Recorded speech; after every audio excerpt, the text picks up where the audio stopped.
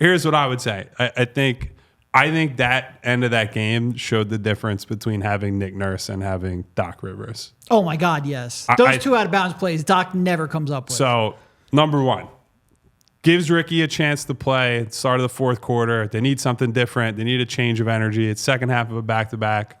Ricky plays well. Nick rolls with the hot hand. That's number one. Number two, one of the plays that Derek's alluding to, that final out-of-bounds play, I said to these guys as it's happening or after it happened, it looked like to me like a variation of what Boston has run with Jason Tatum quite a bit. Beat the Sixers on a buzzer beater in a national TV game last year using the same play, except there's a wrinkle in it, and Tyrese fakes as if he's going to collect the ball. The Spurs bite, and Nick Batum throws just an absolutely beautiful right in the basket pass to Tyrese, gets him the bucket there. To Derek's point also, in overtime, they had a great look with 0.8 on the clock. You're expecting, hey, someone's going to get the ball strong side. Batum throws a great one over the top, gets Kelly a great look in the corner. And so all these little things. Then you continue to ride with Ricky. You play KJ. I don't know if Mo was at his limit with him being sick, but when Paul Reed fouls out, Nurse decides, okay, we're just going to play small. If Wemby beats us somehow, then fine. They went with the auto double strategy, which I didn't love, but defensively ends up working out. KJ makes a ton of plays on the stretch. Ricky has one of the greatest passes I've ever seen in my life from a guy who is out of the rotation most of the time. So I just think there are so many little things that just micro decisions that Nurse made that helped add up to this win here. Obviously, the biggest driving force is Tyrese Maxey, and we should probably lead with that.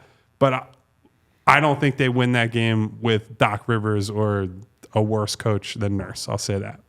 Yeah, and specifically with Doc Rivers, because he was the one here last year, and he was the one the big reason why they didn't win in the previous 3 playoff runs. No, that is a level of creativity that Doc just didn't have. Yeah. And that is one of the things that we talked about when they hired Nick Nurse. This was one of the games where it really exemplified why he has built up the reputation that he has built up, and why we spent a decent chunk of the summer saying, like, yeah, I know that he's gotten a lot of credit and a lot of attention for some of his defense and his defensive schemes, but he came to Toronto to really modernize their offense. And you saw that at points here tonight. Those 2 plays were absolutely incredible. That was a very clean look that Kelly got. Well, clean given you had 0.8 seconds left on the clock. And they were not, like San Antonio was not expecting that at all. That was a really, really well-designed play.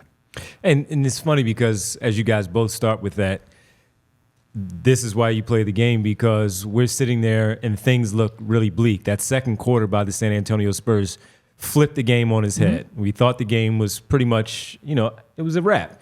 As things were playing out, the whole conversation with the Joel Embiid part of things was going to really have a lot of what our show was going to be tonight. But as it goes along, we were discussing how Nick Nurse did not do a good job through the first 3 quarters. Well, the first quarter is fine.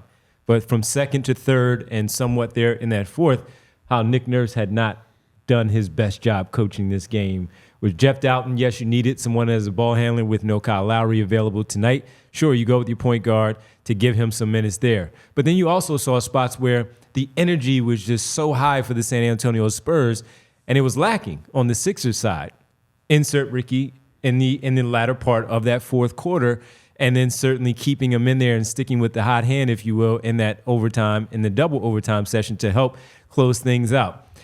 Doc Rivers probably wouldn't do that. Of course, we can look to Doc Rivers now with what happened tonight against the New York Knicks, where they were leading the Knicks 5 in a row by double digits. Yes, and they are now 500 with Doc Rivers. Doc Rivers team blowing a double-digit lead to lose, that's never happened before. So as much as we probably would have gone on Nick Nurse had they lost this game in regulation and placed a lot of blame on him, with an opportunity again to maybe run the table and potentially win 8 games in a row.